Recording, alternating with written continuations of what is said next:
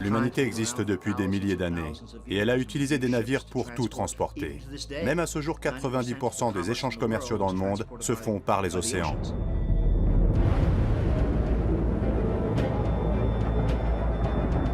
Tout au long du développement des civilisations, malgré les dangers, l'être humain a toujours traversé les océans, au risque d'y perdre la vie.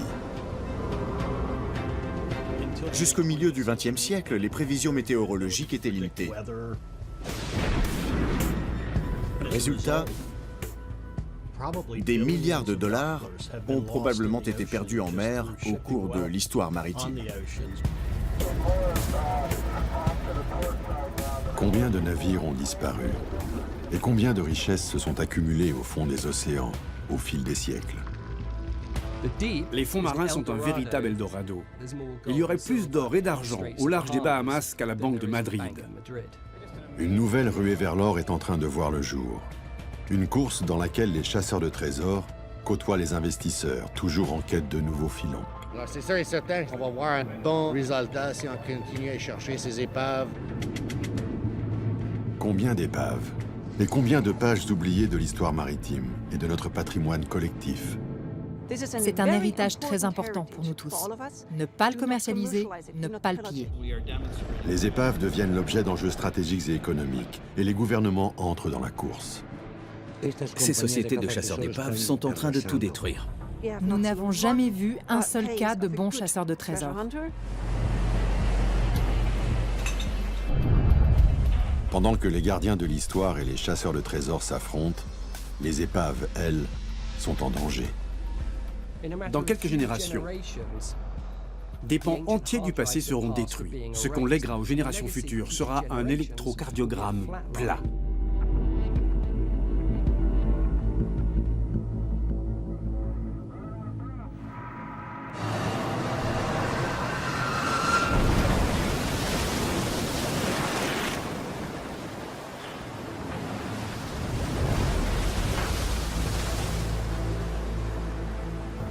Qu'il soit dû à l'erreur humaine, à un problème technique ou encore aux caprices de la météo, le naufrage fait partie intégrante du transport maritime.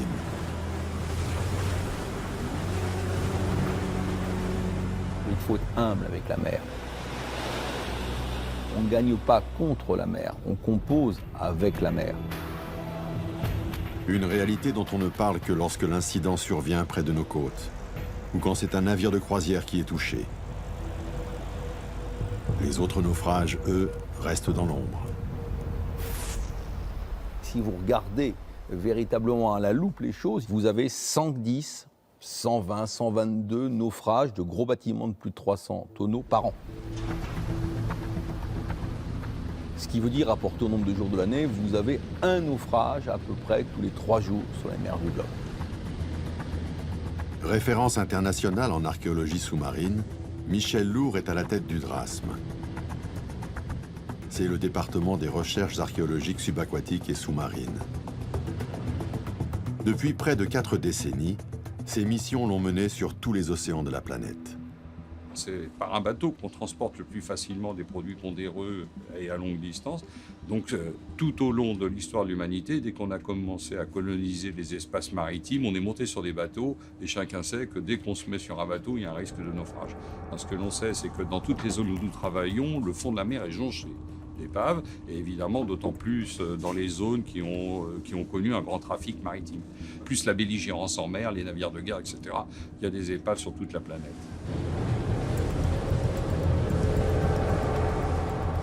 Alimentation, carburant, matières premières ou produits de consommation, 90% de tout ce que nous consommons passe par la mer. 60 000 navires, qui sont le flux sanguin du commerce international et qui empruntent des routes maritimes tracées au fil des siècles. Mais combien de bateaux ne sont jamais arrivés à bon port? Il est très difficile de connaître précisément la quantité de richesses perdues dans une zone géographique définie. Mais on peut l'estimer en considérant les grandes puissances de l'histoire coloniale.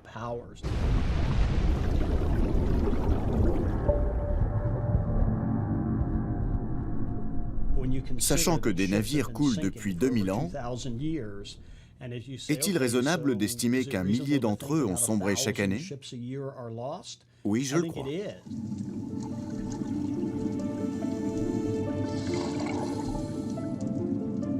Récemment, dans une initiative visant à cartographier l'intégralité du plancher océanique, les 195 pays membres de l'UNESCO se sont unis pour mener l'enquête.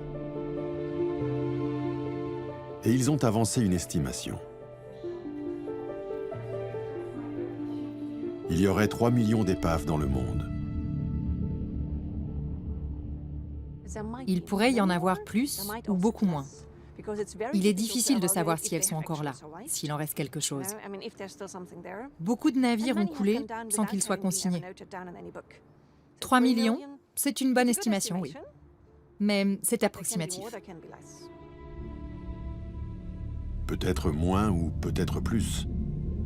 Pour beaucoup d'archéologues sous-marins, ce nombre est largement sous-estimé.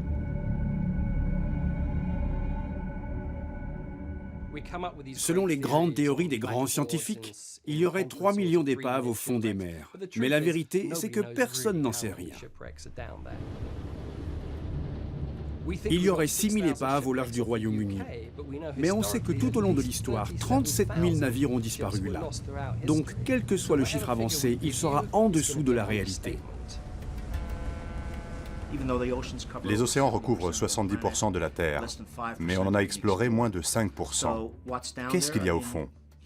L'humanité navigue depuis des milliers d'années. Donc je dirais que ce chiffre est réaliste, et même qu'il y a beaucoup plus d'épaves que ce que l'on pense. Nous ne savons rien. Le plus gros des épaves du monde reste à découvrir. Et à mon sens, la plupart se trouvent en mer de Chine méridionale.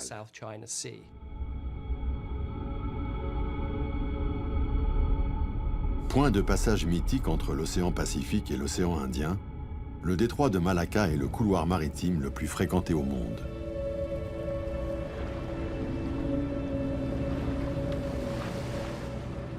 Et Singapour en est le port. Si on regarde en arrière, tout le monde est venu faire du commerce ici. C'était déjà un pôle d'échange quand l'Europe en était encore à l'âge de pierre.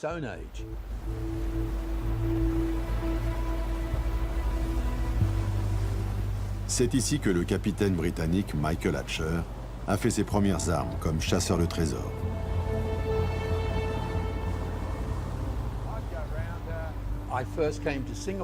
Je suis venu à Singapour pour la première fois en 1973.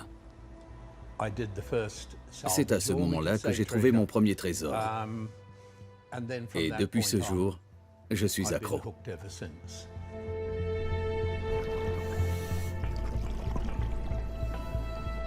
Hatcher vendait au poids l'acier qu'il récupérait sur des épaves de la Seconde Guerre mondiale pour gagner sa vie.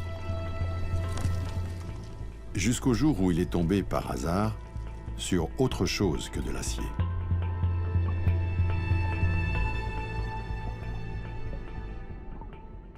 Je ne connaissais rien à la porcelaine.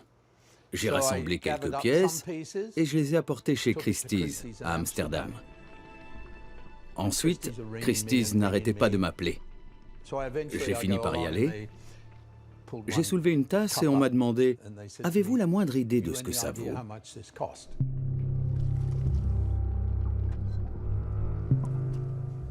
Moi, je dirais 5 $.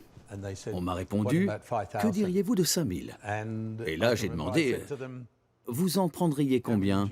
Et eux « Parce que vous en avez d'autres ?» Le plongeur avait découvert sans le savoir le Nanking. Une embarcation engloutie en 1750 après avoir heurté un récif corallien. Avec à son bord une véritable mine d'or. C'était la première fois qu'on avait découvert une telle quantité de porcelaine.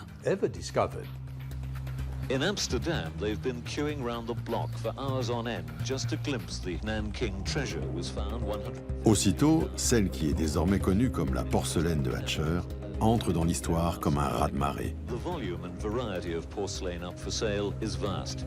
There are complete dinner services with place settings for as many as 144. Et toute la cargaison du Nanking est mise aux enchères à Amsterdam. En tout, on a repêché 27 000 pièces. En écouler autant, ça risquait de noyer le marché et de faire chuter les prix. Mais ça n'a pas été le cas. Ça a créé de l'intérêt sur le marché et cela a remis en lumière l'histoire de la porcelaine de Chine. Les 27 000 pièces de porcelaine de Chine sont vendues en quelques jours à des acheteurs venus du monde entier. Un jackpot de près de 10 millions de dollars pour Hatcher et son équipe.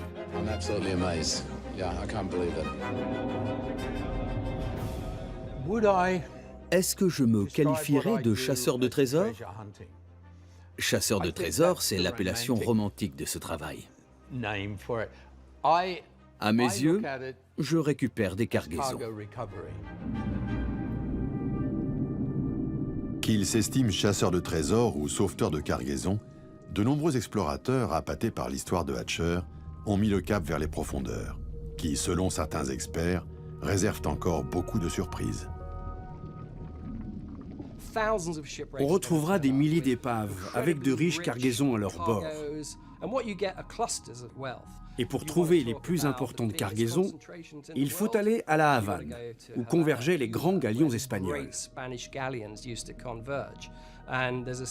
Il y aurait plus d'or et d'argent au large des Bahamas qu'à la Banque de Madrid.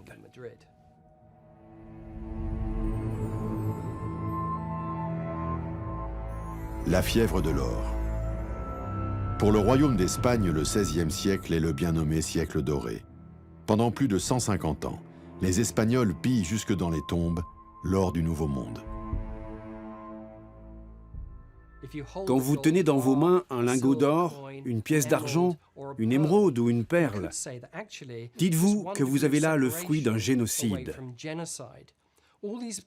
Toutes ces matières ont été extraites dans des mines de Colombie, du Mexique, du Pérou, où des milliers d'esclaves indiens et africains ont été tués pour enrichir l'Espagne.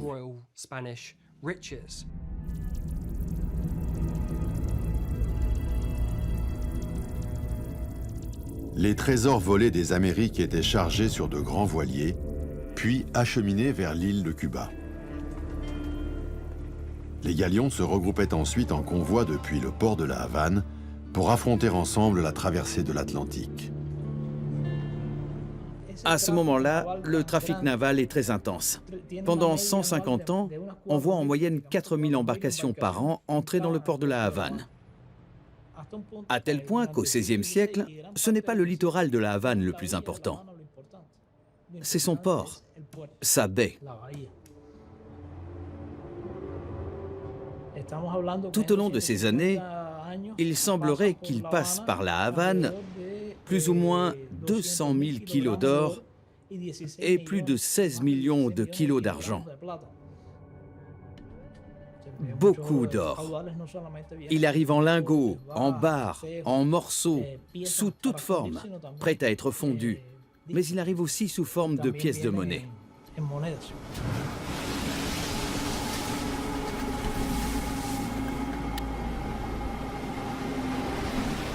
Plus de 3000 épaves reposent sur les fonds marins à proximité de l'île.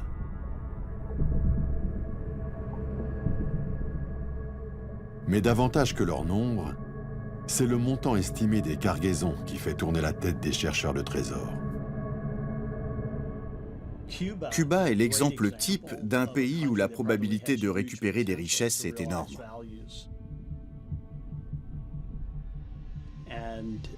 Notre base de données répertorie de nombreuses épaves ayant sombré à Cuba ou à proximité, avec des richesses considérables. Une seule cargaison vaudrait des centaines de milliers de dollars. «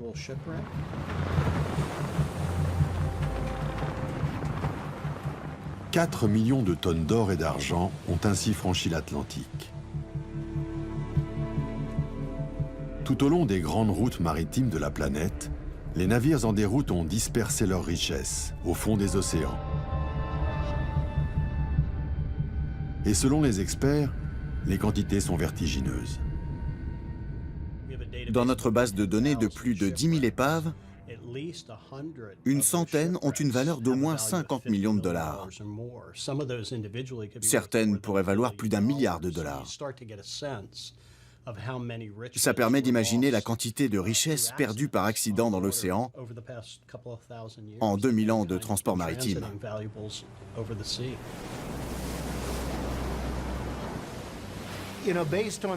D'après les sources historiques et les données que j'ai pu consulter, un tiers de l'or, de l'argent et des autres métaux et pierres précieuses appartenant aux hommes a été perdu en mer.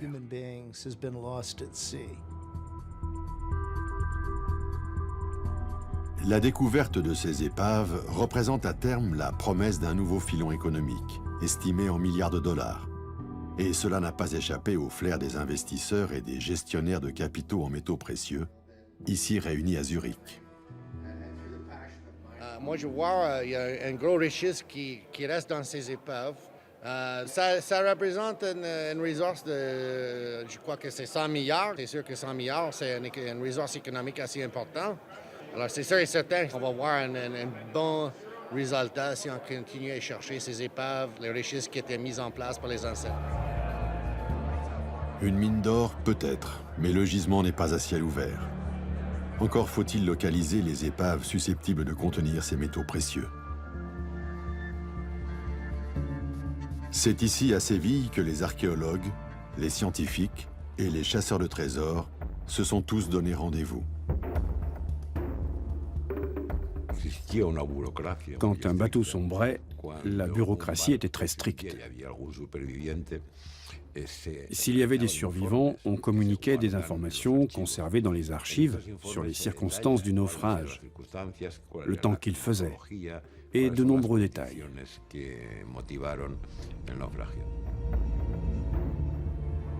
Le bâtiment des Archives générales des Indes abrite 9 km linéaires de précieux registres, dans lesquels sont répertoriés tous les voyages des navires espagnols.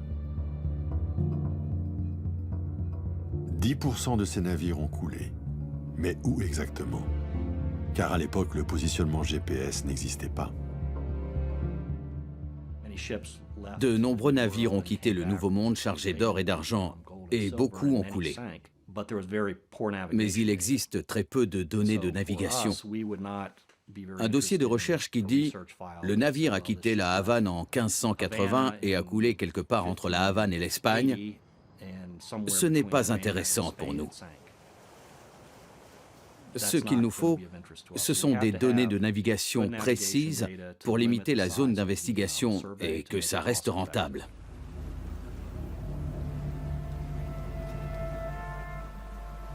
Si les cartes et les registres d'époque manquent de précision, les avancées technologiques de ces dernières années permettent aujourd'hui de combler les lacunes d'hier.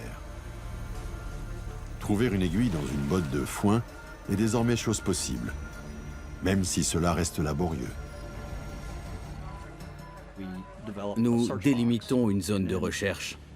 Ensuite, notre navire sondeur se rend dans cette zone et déploie notre sonar qu'on remorque avec nous.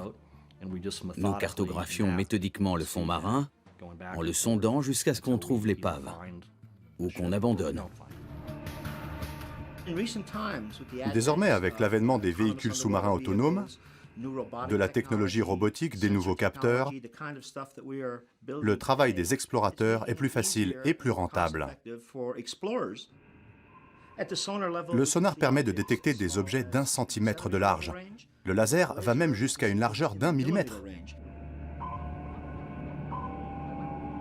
Les outils s'affinent. Désormais, la photogrammétrie permet de reconstruire virtuellement les fonds marins. La technologie a pulvérisé la barrière des profondeurs. Les limites de la plongée scientifique, ça tourne autour de 60-70 mètres. On arriverait à réunir une équipe pluridisciplinaire. Au-delà, ça devient très illusoire. Et au-delà de 300 mètres, de toute façon, l'humain n'a plus sa place.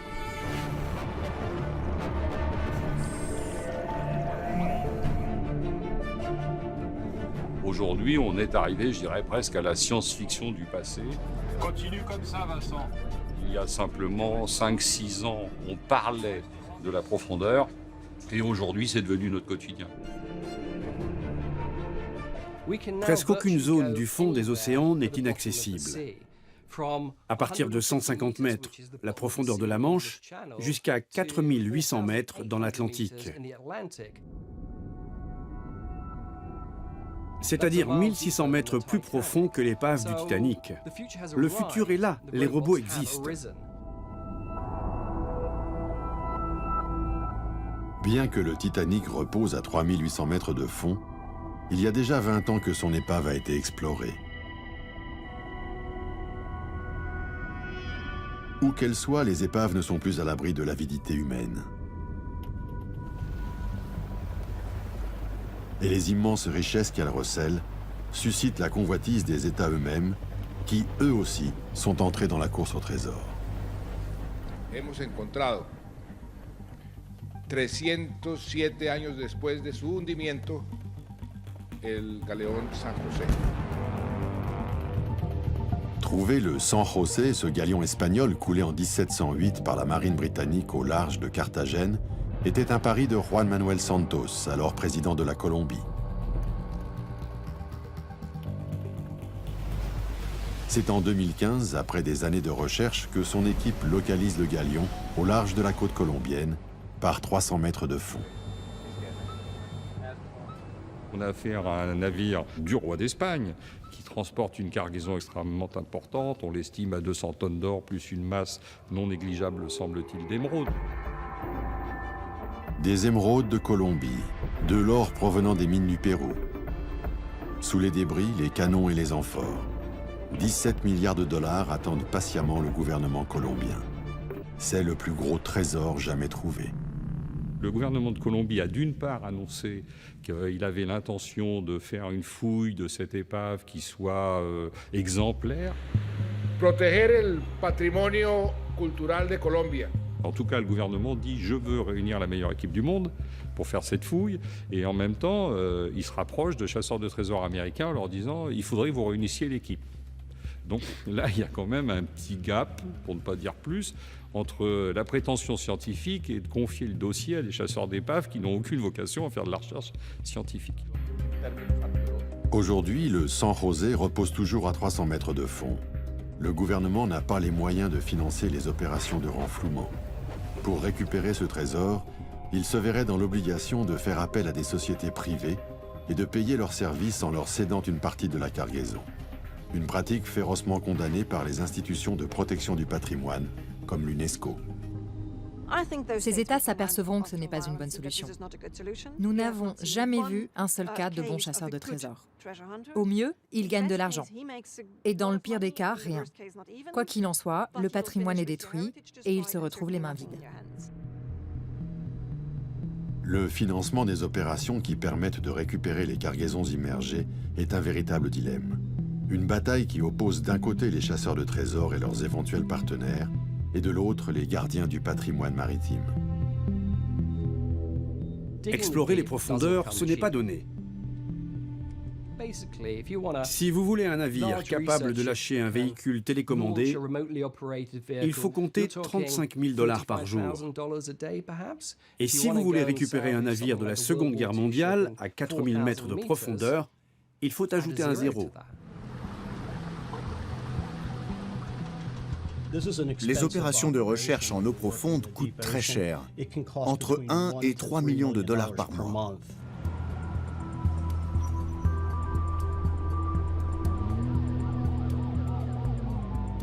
Des millions de dollars. C'est le prix du ticket d'entrée dans la course au trésor.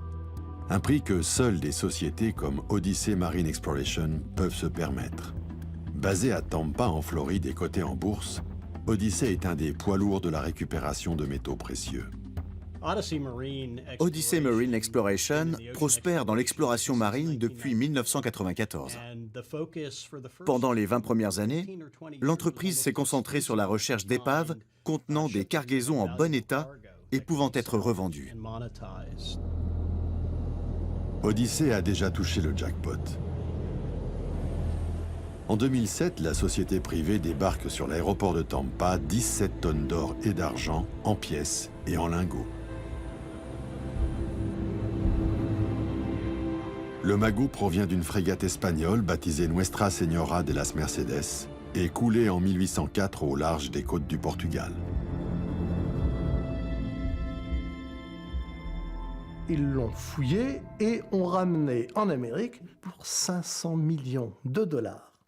En pièces d'argent, il y a quelque chose comme 590 000 pièces. La cargaison de la frégate Mercedes est alors le plus grand trésor jamais remonté à la surface.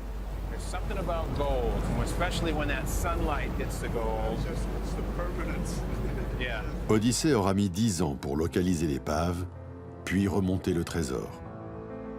C'est une prouesse technique et le début d'une bataille judiciaire sans précédent. Et ces gens s'empressent de faire valoir auprès du tribunal de Tampa, en Floride, leur droit à la propriété de l'épave, espérant que, de toute évidence, un juge américain va dire « Mais bien sûr, messieurs, vous l'avez trouvé dans les eaux internationales, c'est à vous ». Ça ne va pas se passer de façon aussi simple. What Odyssey has done is morally and legally unacceptable.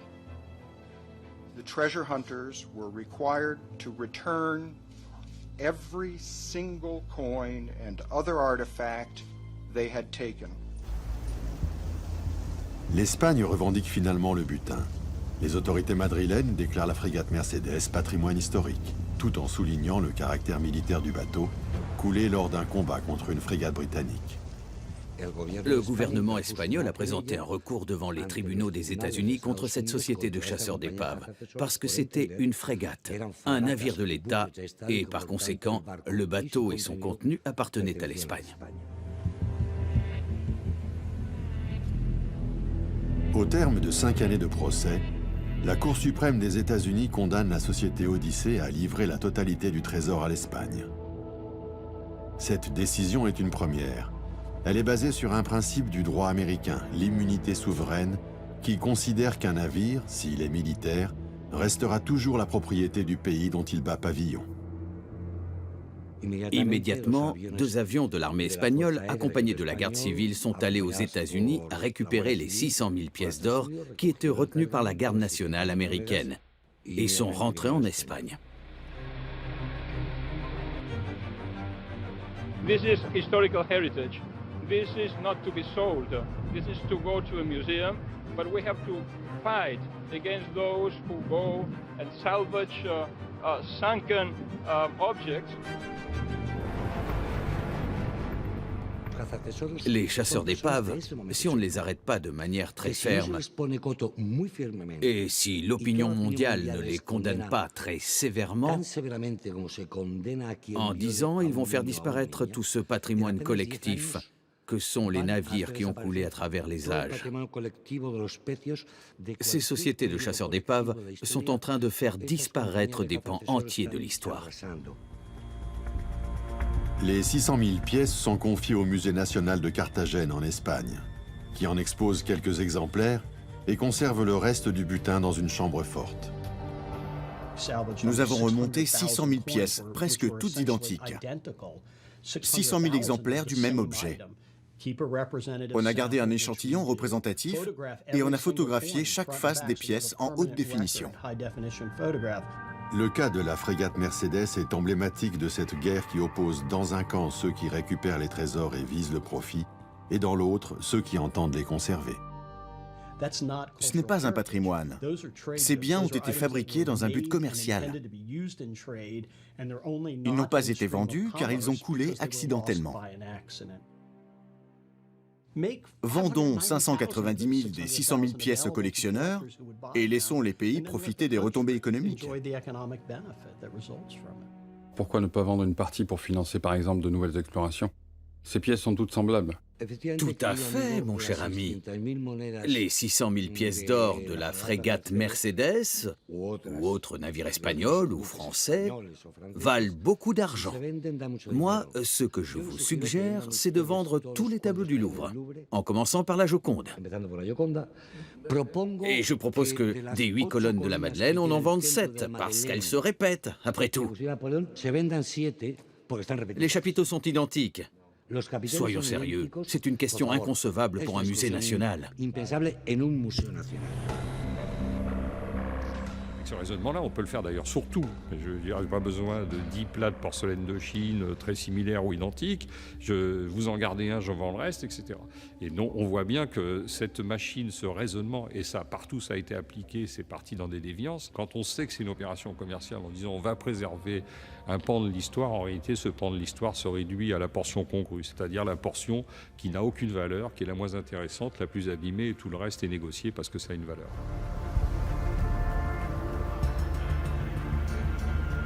Si les chasseurs de trésors sont les seuls capables d'accéder aux épaves, comment s'assurer qu'ils ne détruiront pas les objets sans valeur marchande pour optimiser leurs coûts et remonter un maximum de biens de valeur en un minimum de temps?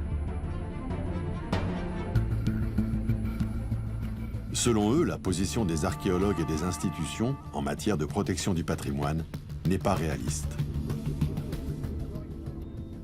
La communauté scientifique, qui influence la politique gouvernementale, est très opposée à un modèle commercial. Ne pas intervenir semble être la tendance au niveau mondial. L'ONU, via l'UNESCO, qui est l'entité concernée par le sujet en son sein, préfère que les objets soient laissés in situ. Puisqu'ils sont là, laissez-les. Odyssée et la majorité des sociétés de récupération de trésors fondent leur discours sur l'un des paragraphes de la Convention de l'UNESCO. Il y est écrit noir sur blanc que la préservation in situ doit être une priorité. Selon eux, cette convention ferme la porte à tout type d'exploitation. C'est complètement faux. L'UNESCO ne dit pas qu'il faut laisser les objets au fond des mers. L'UNESCO dit qu'il faut les laisser sur place, jusqu'à ce qu'on ait les moyens techniques et d'investigation pour garantir une procédure correcte.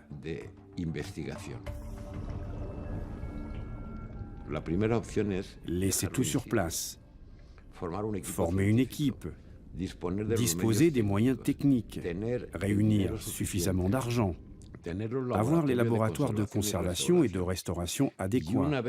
Et, une fois ces conditions réunies, on peut commencer les fouilles.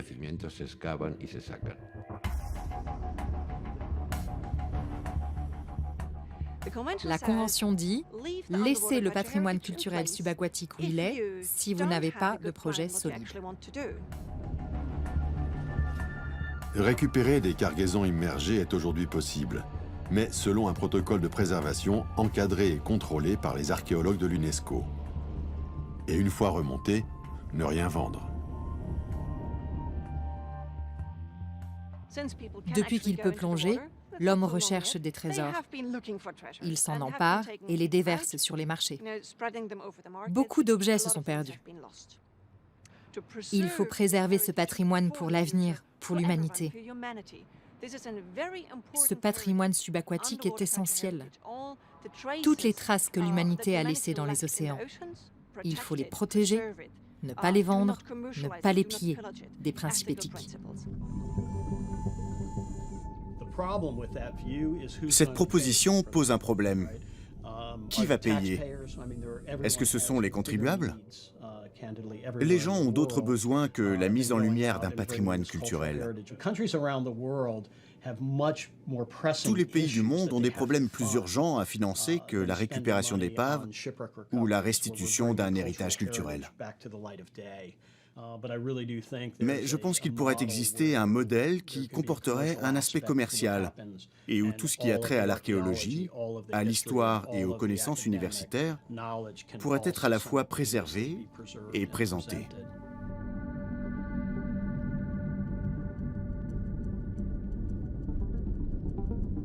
Une autre épave, trouvée par Odyssée, a montré récemment qu'une collaboration entre des entreprises privées et le secteur public pouvait s'avérer gagnant-gagnant. Celle du SS Gersopa.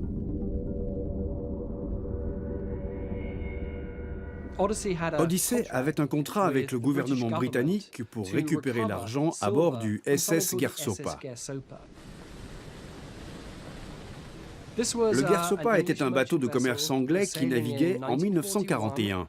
Il regagnait le Royaume-Uni depuis l'Inde avec 110 tonnes d'argent pour l'hôtel des monnaies de Londres. En effet, on manquait de monnaie, il fallait soutenir l'économie de guerre. Arrivé au large des côtes irlandaises, le SS Gersopa est à court de carburant. Contraint d'abandonner le convoi qui assurait sa protection, il est torpillé et coulé par un sous-marin allemand le 17 février 1941.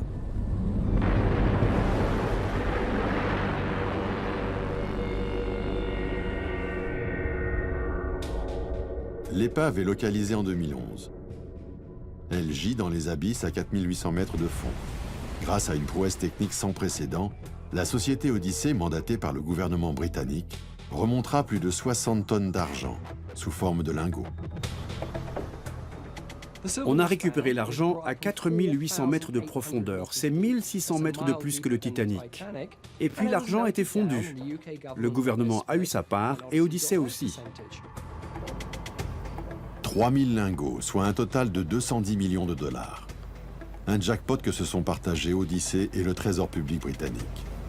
Et l'histoire ne s'arrête pas là. Mais vers la fin de l'exploration, on remontait autant de bouts que de lingots. On m'a demandé de chercher une solution.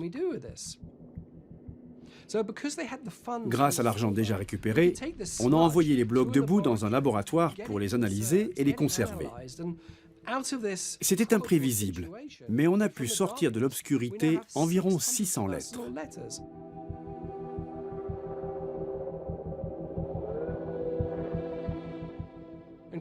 Des cartes de vœux, des documents commerciaux et des chèques. Ces courriers avaient été envoyés par des officiers britanniques à leurs épouses, par des missionnaires ou par des enseignants du Raj à la fin de l'année 1940, à l'intention de leurs proches. Ces documents sont des instantanés de la vie des Britanniques en Inde, destinés aux familles restées au Royaume-Uni. Cette découverte est très précieuse. Elle permet de connaître la véritable histoire du SS Gersopa. Ça donne un aperçu des bienfaits qui peuvent découler d'une approche commerciale. Cette approche a permis de financer la recherche scientifique. Ici, c'est le modèle commercial qui a permis un recours à la science.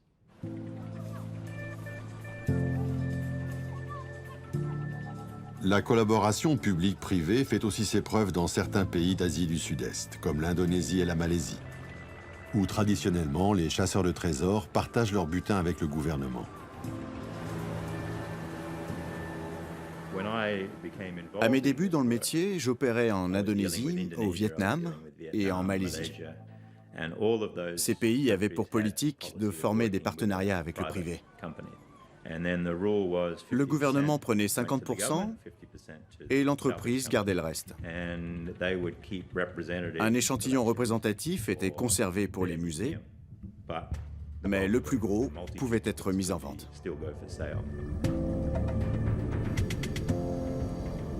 Ces accords ont permis au gouvernement de financer la recherche d'épaves et d'enrichir leurs musées sans avoir à supporter les frais d'exploration. Bien que l'ensemble des risques soit à la charge des chasseurs d'épaves, au final, la part du trésor qui leur revient permet de financer les fouilles. Ils travaillent en partenariat avec des sociétés privées qui apportent l'argent et qui assument tous les risques. Des risques qui sont très importants. L'un des dangers est politique. On peut avoir un contrat avec l'État et quand on remonte un trésor, il peut très bien vous remercier et tout garder. C'est déjà arrivé. Mais suite aux abus de certains chasseurs d'épaves, accusés de ne pas déclarer une partie des trésors, le gouvernement indonésien a décidé de ne plus délivrer de licence d'exploration. Hélas, le résultat ne fut pas celui escompté. Les politiques changent aussi.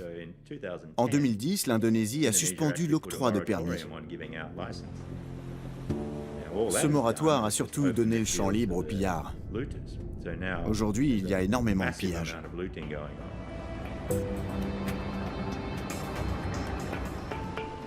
Pour les pêcheurs de la région, remonter quelques assiettes de porcelaine et les vendre pour une poignée de dollars est une source de revenus comme une autre.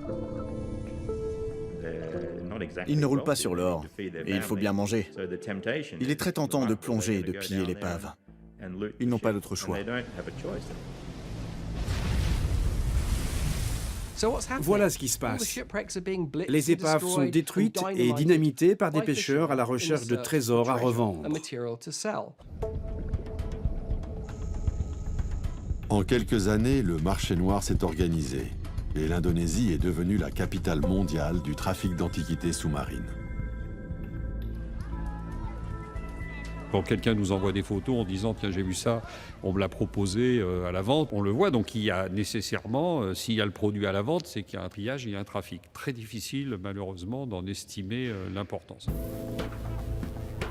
Ce trafic a entraîné la destruction de centaines d'épaves et enrichi des organisations criminelles. Ces dernières achètent tout ce que les pêcheurs récoltent, puis revendent porcelaine et autres vestiges à prix d'or à des collectionneurs peu scrupuleux. Une fois sur le marché, l'origine de ces objets devient indétectable. C'est l'UNESCO, chacun le sait, n'a pas les moyens financiers de faire la police de toutes les épaves maritimes du monde. D'ailleurs, comment protéger toutes les épaves, où qu'elles soient dans le monde? Il faudrait mettre un mirador avec un gendarme sur chacune d'entre elles. Qu'est-ce qu'on peut faire? Il n'y a que deux moyens. La protection active, grâce aux forces de police et aux forces de l'armée nationale, et la protection passive, qui consiste à installer au fond des mers des grands coffres, les strongbox, ou des treillis métalliques qui empêchent de pénétrer dans les zones à protéger. Mais cette deuxième option est très compliquée à mettre en œuvre dans les eaux profondes.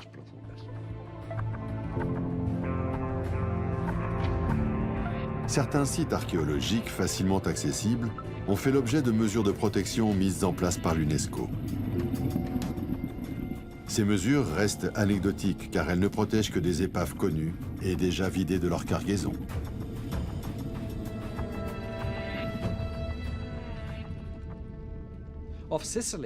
Au large de la Sicile, on place des caméras sous-marines sur des épaves puniques et romaines pour surveiller les chalutiers qui passent dans le secteur.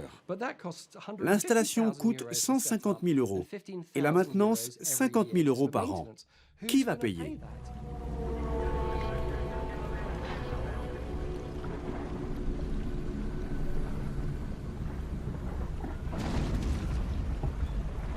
Alors que les institutions et les chasseurs de trésors se refusent à collaborer, certaines épaves deviennent l'objet de batailles géopolitiques. Cette fois, le trésor n'est plus ce que l'épave contient, mais son emplacement.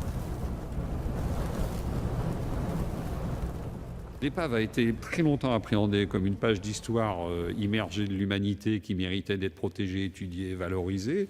Et puis tout d'un coup, l'épave peut encore avoir une autre valeur. C'est comme si on avait planté un pavillon sur la banquise en disant « le pôle Nord est à moi parce que j'y ai mis mon drapeau ». Depuis plusieurs décennies, le Canada finançait la recherche de deux épaves, l'Erebus et le Terror, disparus en 1845. L'expédition de John Franklin avait pour objectif de relier l'Atlantique au Pacifique en passant par le nord du Canada. La mission a tourné court lorsque ces deux bateaux furent broyés par les glaces. Les bateaux ont coulé, personne ne savait où. Il y avait des rumeurs et des témoignages chez les Inuits. Récemment, les Canadiens ont trouvé deux épaves emblématiques, le HMS Erebus et le HMS Terror.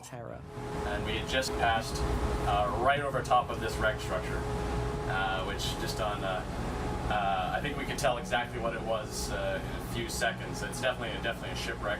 What was the reaction like? Winning the Stanley Cup. Ça pourrait avoir l'air d'une aventure à la Indiana Jones.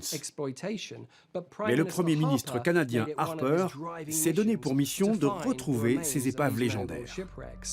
It is about more than solving an age-old Canadian-British world mystery. Le Canada avait marqué l'emplacement. Les épaves sont là, cette zone est à nous.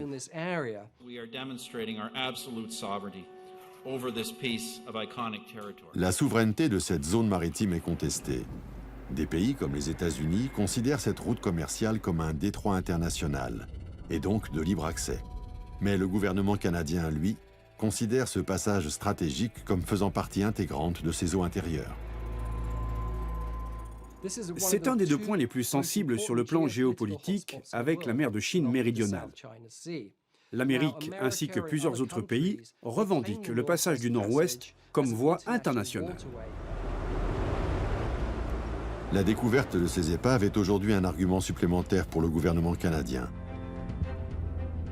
En contrôlant ce passage, qui permet de réduire d'un tiers le trajet entre l'Atlantique Nord et l'océan Pacifique, le Canada pourrait alors imposer ses tarifs à tous les navires qui franchiraient le passage du Nord-Ouest.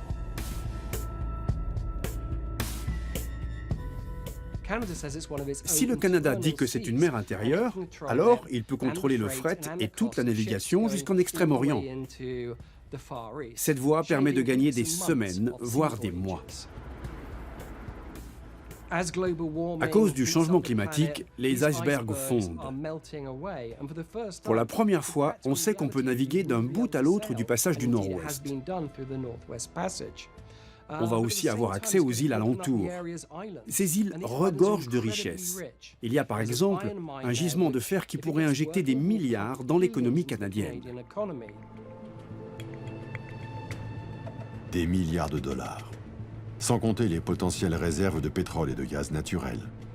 Des gisements pratiquement inexploités, qui comptent respectivement pour 15 et 30% des réserves planétaires.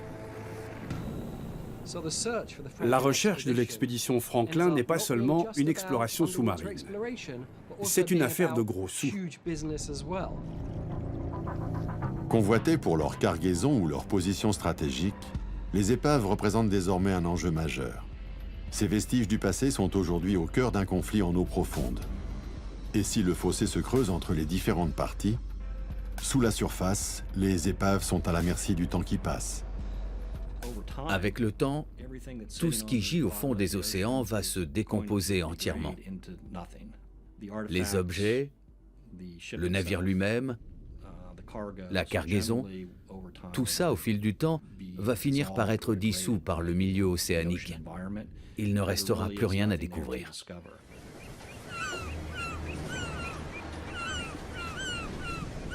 L'acidification des océans, à l'origine de la disparition des récifs coralliens et de nombreuses espèces marines, n'épargne pas les épaves.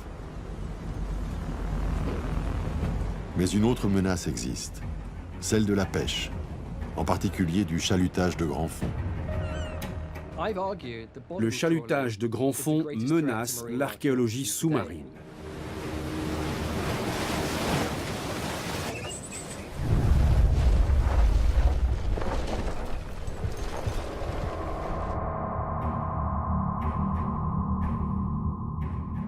Certains pays militent pour que 30% des océans soient protégés de la pêche industrielle par la création de grandes réserves marines. Nous, on a vu revenir des morceaux d'épave tractés par des chaluts qui passent à 1500, 1800 mètres de fond. Ça en dit long. Et pratiquement dans la zone 300, 700 mètres, dans les zones où il y a du chalutage, quasiment, je dirais, 8 épaves sur 10 sont ensachées dans des chaluts. Tous les ans, des chalutiers ratissent le sol marin sur une superficie égale à celle du Congo, de l'Inde et du Brésil réunis. Si un chalutier passe sur une épave, il la détruit. Les dégâts sont irréversibles. Le chalutage de grand fond est une technique devenue courante et globale. Une année de pêche profonde a un impact 800 fois plus important sur les fonds marins que la pêche traditionnelle. Mais comment réduire l'impact d'une industrie que la demande a rendue imparable? La pêche rapporte 93 milliards de dollars par an. Elle emploie 45 millions de personnes. C'est une industrie gigantesque.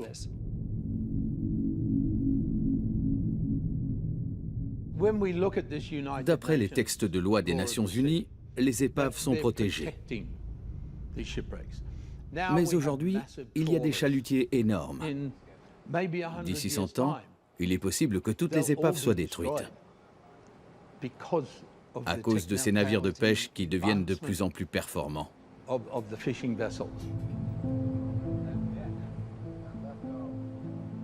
Si l'on ajoute à la pêche sur les grands fonds marins l'impact de la prospection de gaz et de pétrole offshore, plus la prolifération des câbles sous-marins, dans 30 ans, toutes les épaves auront disparu. Toutes ces épaves, c'est des thrillers, c'est des livres policiers. Si vous commencez à en arracher une page toutes les 5 ou 7 pages, quand vous arrivez à la fin du livre, vous ne comprendrez plus rien à l'intrigue. Donc protéger toutes les pages, c'est la seule manière de comprendre la fin du roman. Il est très important de protéger et d'étudier ces richesses, mais aussi de les offrir au public. Appréciez ce patrimoine, il vous appartient. Et il faut le protéger parce qu'il vous appartient. Qui va payer pour tout ça? Il faut être réaliste et avoir des modèles solides. Je ne dis pas que vendre ce qu'on trouve, c'est le bon modèle, mais il faut tout envisager et faire preuve d'inventivité. La seule solution pour protéger les épaves, c'est de travailler avec le gouvernement. C'est ce que l'on nous encourage à faire. Et c'est ce que je fais. Il faut les remonter pour tout le monde, pour l'humanité, pour chacun d'entre nous. Si on ne fait pas ça, ce sera perdu. Tout sera perdu pour toujours. Allons-nous ouvrir les yeux et sauver les épaves d'une disparition annoncée? Les institutions comme l'UNESCO, les archéologues et les chasseurs de trésors resteront-ils figés sur leur position? Ou sauront-ils se parler et relever l'un des grands défis culturels de ce siècle?